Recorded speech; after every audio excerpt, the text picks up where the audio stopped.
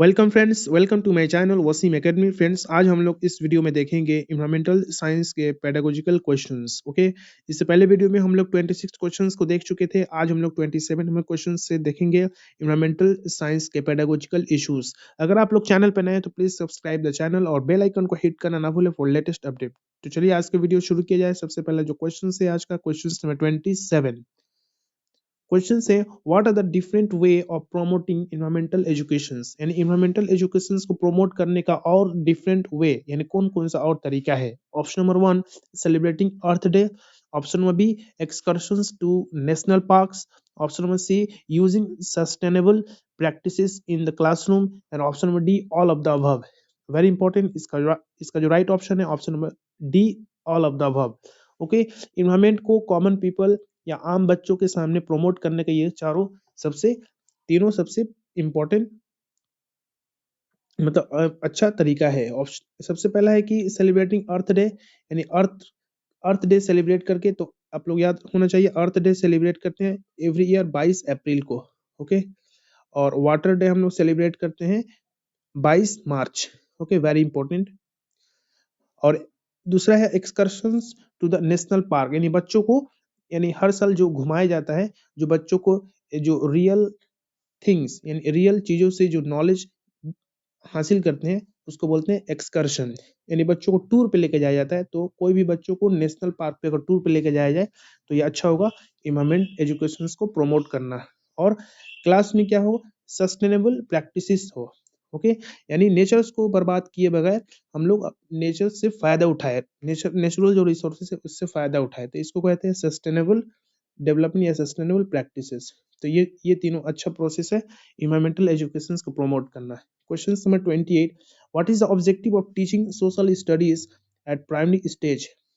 Okay, तो primary stages में social studies पढ़ाने की क्या ऑब्जेक्टिव, क्या मकासद है।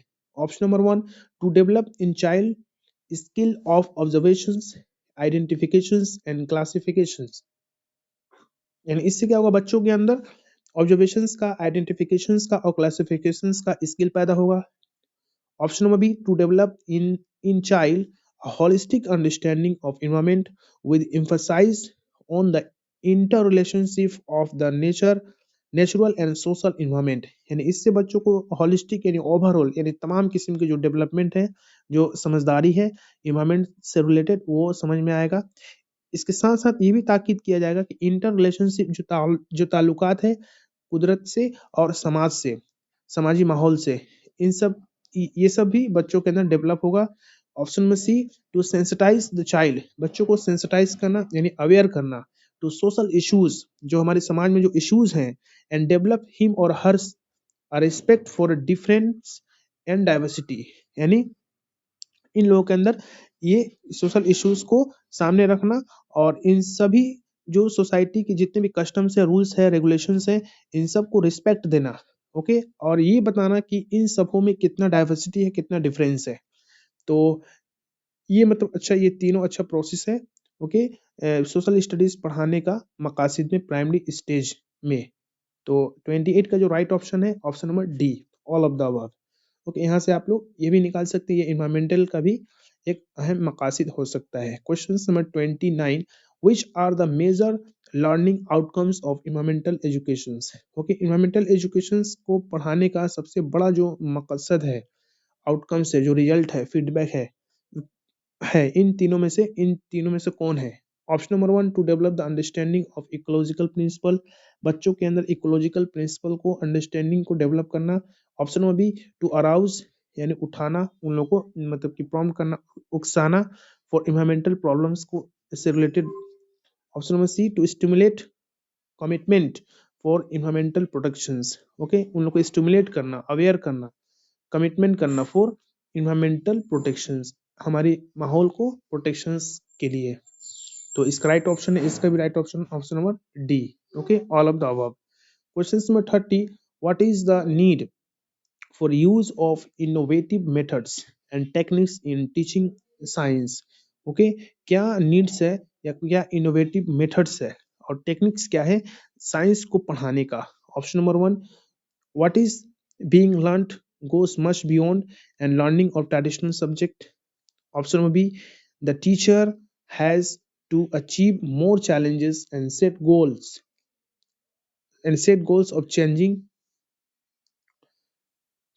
attitudes, development skill, arousing concern and confusing commitment. Option number C, clarifying values and ensuring the ensuring the participations and actions on the part of the learners. तो इसका भी राइट आंसर होगा ऑप्शन नंबर डी. ओके, एक innovative या एक method है या techniques है साइंस पढ़ाने का. ये तीनों ऑप्शन सही है. Question number 31, expand NCF. NCF का फुल नेम क्या है? एनसीएफ 2005 का फुल नेम क्या है? Option number 1, national curriculum framework 2005, national common framework 2005, national class framework 2005 and option number D, national non of the above. तो इसका राइट ऑप्शन है option number 1, national curriculum framework. आप लोग कमेंट बॉक्स में बताइएगा अब तक के कितने एनसीएफ आया है. ओके, और ये कब स्टार्टिंग हुआ था? When the NCF start, when the NCF begin. NCF कब शुरू हुआ था और अब तक 2020-22 तक कितने एनसीएफ पब्लिश हुआ है या कितना अभी तक आया है? Question number 32, common source of physical discomfort of the child is. Okay, common source of physical discomfort for the child is option number 1, long way to school. Option number B, corporal punishment. Option number C, heavy school bags. And option number D, all of the above.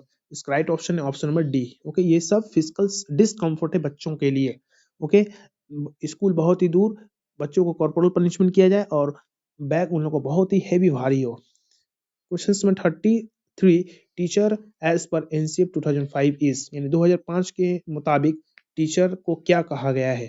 Option number 1, boss. Option number B, leader. Option number C, facilitator. Option number D, all of the above. इसका right option है option number C, facilitator. 2005 NCF के मुताबिक teacher को, उस्ताद को facilitator के तौर पे एक रोल होगा. ओके, क्लासरूम्स में facilitator. Question number 34. Several studies have shown that bilingual proficiency raise the level of, यानी ये स्टडी से पता चला है जो बाइलिंगुअल प्रोफिशिएंसी है वो लेवल यानी लेवल को बढ़ाता है, उठाता है. ऑप्शन नंबर 1, कॉग्निटिव ग्रोथ का लेवल या social. Option number B, social tolerance. Option number C, diversified thinking. या option number D, all of the above. इसका राइट ऑप्शन है option number D, all of the above. Okay, question number 35, the purpose of evaluations और assessment is not. इन तीनों में से कौन एक इवैल्यूएशंस का या असेसमेंट का पर्पस यानी मकसद नहीं है? Option number 1, to motivate child to study under threat. Option number B, to label the children as slow learner. Option number C, to identify children needs, to identify the child who need remediations. and option number D, all of the above. इसका right option है option number D, all of the above. Okay, ये तमाम education evaluations का या assessment का parts नहीं है. Question number 36, MLL approach. MLL approach क्या है या इसका फुल नेम क्या है? Option number minimum level of learning. Option number B, maximum level of learning. Option number C, minimum level of listening. Option number D, none of the above. तो इसका right option है option number A, minimum level of learning, MLL. Question number 37, NCF 2005 said that children do not fail, they indicate the failure of the school. Okay, NCF 2005 में कहा गया है कि बच्चे fail नहीं होते हैं, they indicate the failure of school, वो इंडिकेट करते हैं कि स्कूल फेलियर है. तो क्या इस बात से आप इस स्टेटमेंट से आप क्या कितना संतुष्ट है, कितना एग्री है? Option number 1, agree. Option number B, strongly agree. Option number C, disagree. या option number D, strongly disagree. तो इसका राइट ऑप्शन है option number B, strongly agree.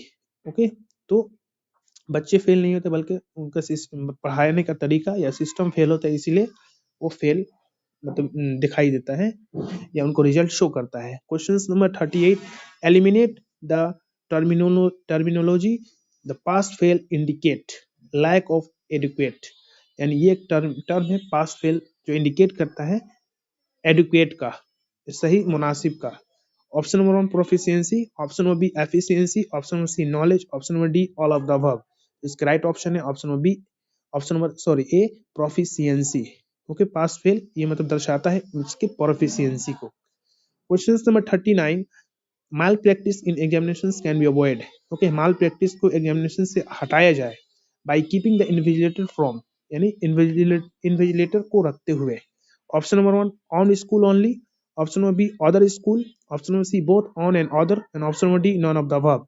इसके राइट ऑप्शन है option number B other schools. Okay, other school से माल practice examinations में हटाया जाए। क्वेश्चन नंबर 40 जो कि आज का सेशन का लास्ट क्वेश्चन होगा, who recommended the in service that in service courses and courses and refreshers courses should be related to the specific needs of the teachers। यानी कौन रिकमेंड करेगा जो इन सर्विस जो कोर्सेस है, जो refreshers courses है, should be related दोनों से कोरिलेट है और ये खास स्पेसिफिक नीड और ये टीचर्स के लिए खास स्पेसिफिक नीड्स को पूरा करता है।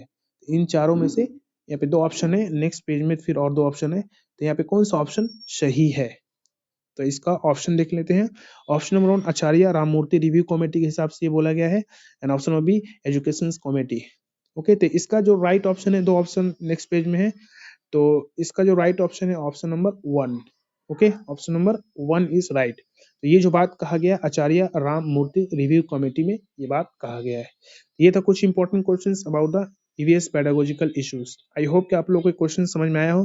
अगर आप लोग को वीडियो अच्छा लगे तो प्लीज आप लोग लाइक और शेयर करना ना भूलें और बेल आइकन को हिट करना ना भूलें फॉर लेटेस्ट अपडेट। तो आज की वीडियो में बस इतना ही, मिलते हैं नेक्स्ट वीडियो में। Thank you friends, thanks.